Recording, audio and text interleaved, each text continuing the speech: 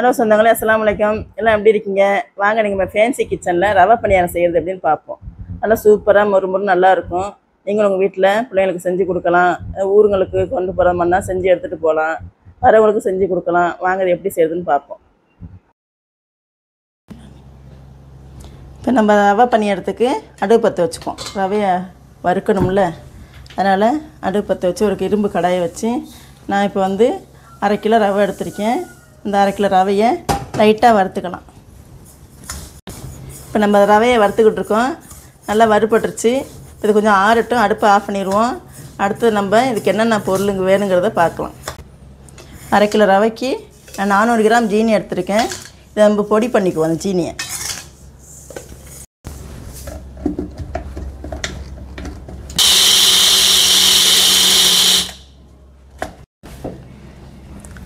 அடுத்தது 4 முட்டையை போட்டு மிக்ஸி ஜாரில் 2 ஓட்டு ஓட்டிப்போம்.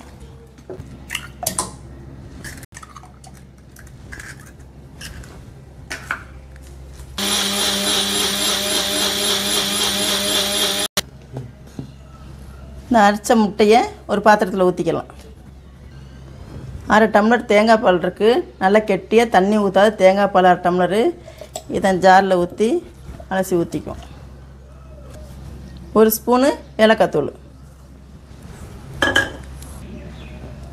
இதில் ஒரு 2 மூடி வெண்ணிலா எசன்ஸ்.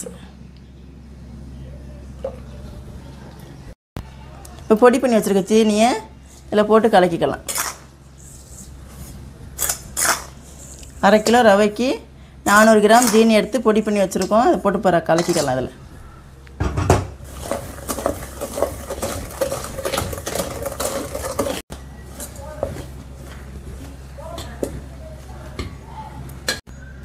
பாருங்கள், மாவு இந்த மாதிரி பக்குவத்துக்கு வரணும்.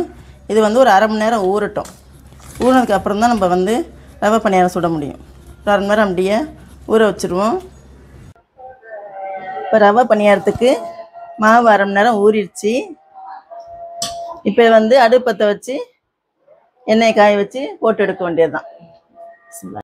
மாவு தண்ணியாக இருந்தால் எண்ணெயில் பிரிஞ்சு வந்துடும். அதனால தான் கொஞ்சம் கெட்டி கொடுக்கறதுக்காக இந்த பாருங்கள், இந்த மாதிரி போடுற மாதிரி எடுக்கணும். உருண்டை போடுற மாதிரி. இப்போ கரெக்டாக வந்துருச்சு. இந்த மாவு கெட்டியாக இருக்குது பாருங்கள். போட்டு எடுத்துக்கலாம். இப்போ எண்ணெய் காயட்டும். இந்த மாவில் வந்து நம்ம கொஞ்சோண்டு கோதுமை மாவு போட்டு கலக்கிக்கலாம்.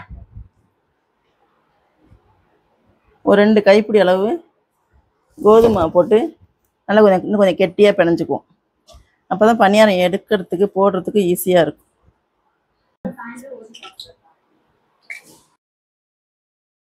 இப்போ நீங்களும் இதே மாதிரி கையில் கொஞ்சம் மாவு எடுத்துக்கிட்டு இப்படி உருண்டை சின்ன சின்னதாக போடுங்க.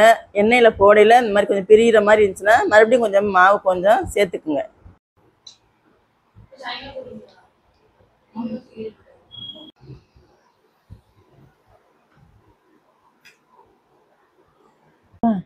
இப்போ ரவை பணியாரம் ரெடி ஆயிடுச்சு.